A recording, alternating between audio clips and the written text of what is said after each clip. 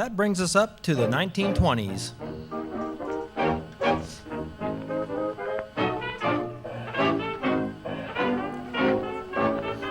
The First World War brought a spirit of disillusionment and rebellion to many young people.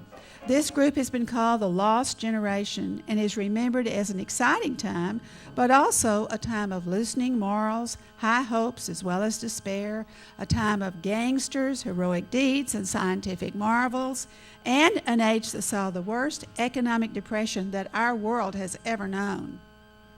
Rudolph Valentino is so dreamy. Oh, I prefer Steamboat Willie myself, either him or Rin Tin Tin. Still amazes me that they now have sound with moving pictures. This is such a modern age we live in. Well, perhaps technology has improved our lives, but I sometimes prefer the good old days. The good old days?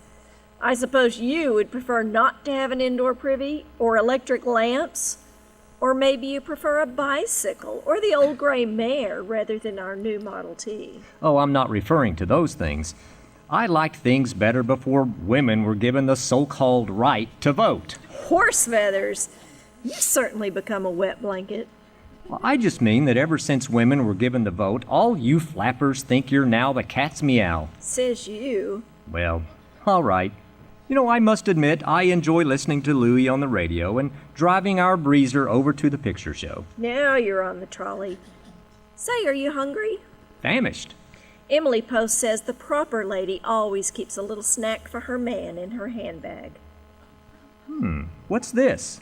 It's a peanut butter and jelly sandwich. Sarah says it's nifty. Peanut butter and jelly? Pretty good. You know, here it is, September 1929, and if everything is as good as this new sandwich, just think how great the 30s are going to be. What words come to your mind when you think of the 20s? I think of flappers, women getting the right to vote, prohibition, and speakeasies. Well, Sherry, I think of rising hemlines and loosened morals, jazz and Louis Armstrong. I also think of silent movies and stars such as America's Sweetheart, Mary Pickford, comedian Charlie Chaplin, Rudolph Valentino, Gloria Swanson, Buster Keaton, and Laurel and Hardy. By the mid-1920s, about 40 million Americans went to the movies at least once a week. And then radio exploded in popularity during the 20s.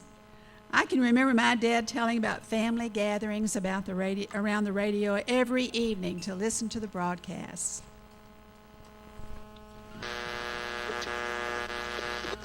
Who's that little chatterbox, the one with pretty auburn locks?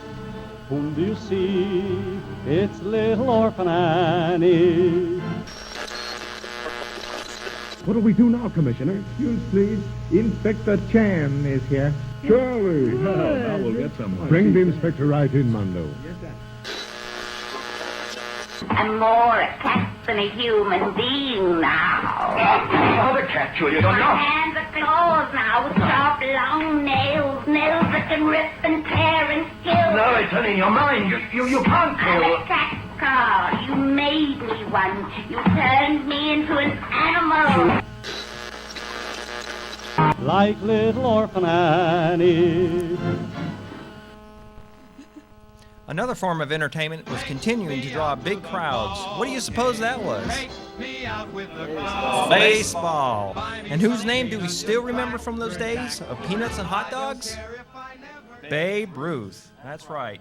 While the Babe was most notably known for hitting 714 home runs in his career, he was also known as the strikeout king, having struck out 1,330 times.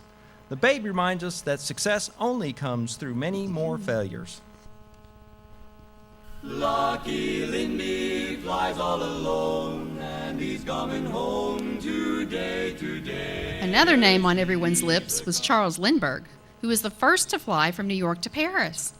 It's hard to believe that was only 8 decades back.